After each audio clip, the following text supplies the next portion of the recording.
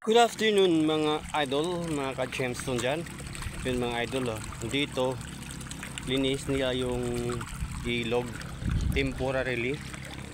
Ayun, kasi ito yung ginawang kalsada na dating nawasak po ito ng bagyo nakaraang taon.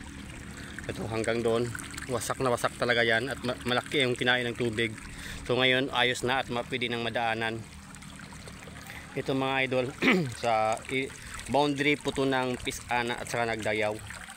Ito mga idol, sa wakas orange with gate.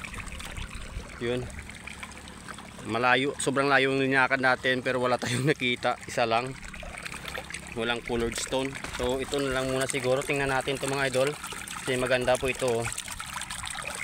May gate po siya. Ito ata yung mas maganda, malaki. Tingnan natin sa kabilang side kung hindi masyado wasak.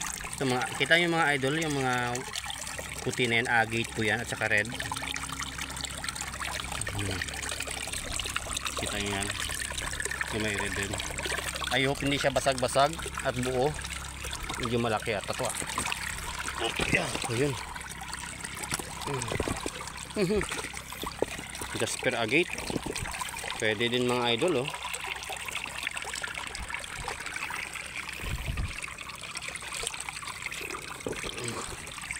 Ito yung agate nya, red at saka white. Yung sa malaki natin ay red at saka yellow. Ito white at saka red yung agate nya.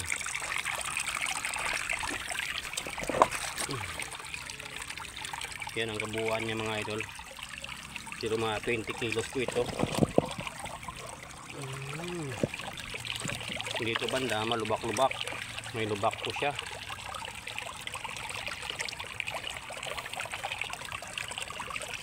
Pero ito na part, yung ganda nya, kitang kita, lalo na yung agate nya mga idol. Tagus po itong agate nya. So iuwi natin ito mga idol. Pwede na yan mga idol.